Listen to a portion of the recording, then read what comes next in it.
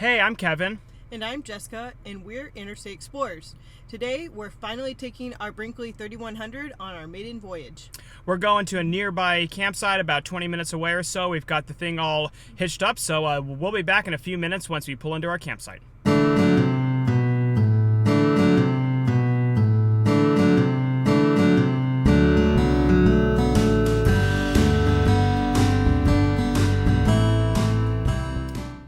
All right, and we made it, and we're here.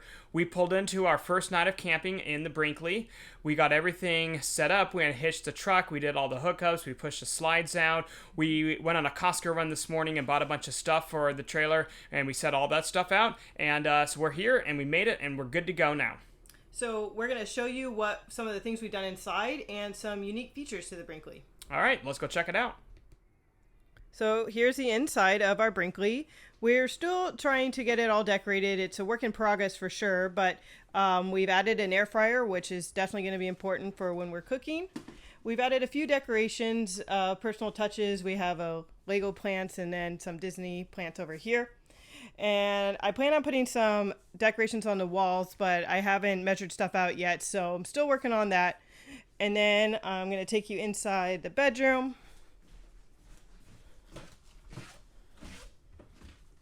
We added some Lego decorations in the bookcase here. Those seem to fit perfectly. And Bulbasaur. And don't forget the Pokemon. And I'm going to order some photo prints to put on the bookcase over here once I get those measured out. So one unique feature to our Brinkley is that we chose the queen bed option.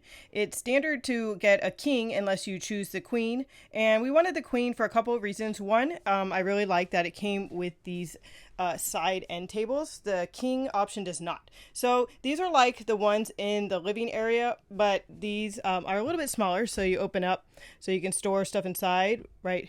That's pretty handy having next to the bed. But also what I liked is the queen bed's a little smaller, so it's easier to make. And we got a little bit more room here between the dresser and the bed. I want to show you a few things that moved around in transit. It wasn't too much, but it's still a few things to note when you're driving to make sure these things are secure. So the first thing I want to show you is Brinkley came up with a system to lock the fridge so that it won't open, but the lock came off. So the lock is actually stored in here, which is very cool. It's magnetic, so it just snaps into there when you're not using it. But when you're driving, you want to be sure to lock it. So it goes right here, and it's just a giant screw. So you just push it all the way back and then twist until it's locked.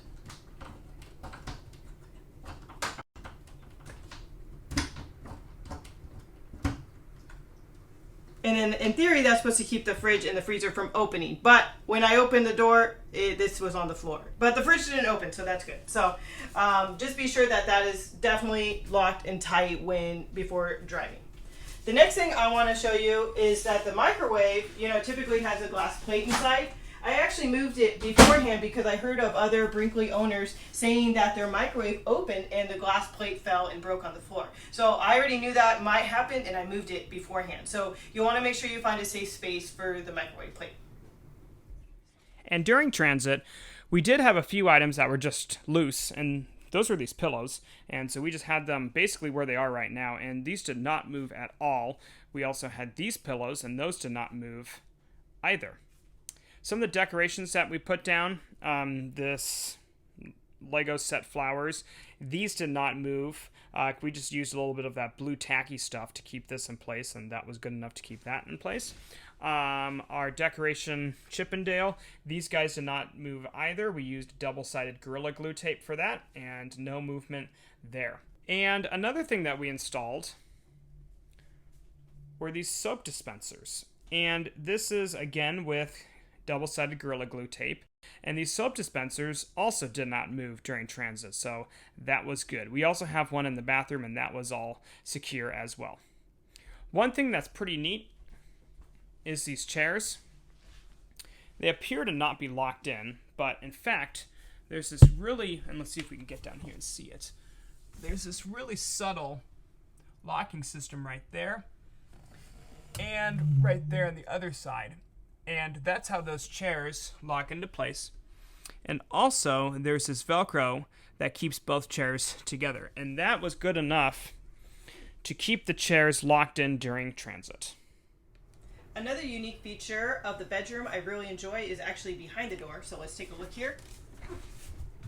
There are 2 hooks to hang your towels. So these actually go up when you're not using them, and then you just hang your towel like this. These towels are actually from IKEA.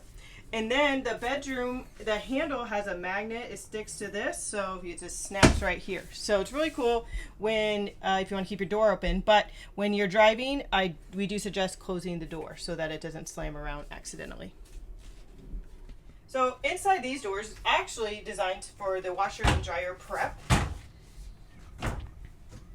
We actually already took the shelf out. It comes with a shelf in here if you choose not to use it for a washer and dryer. And down here are the hookups for the water lines.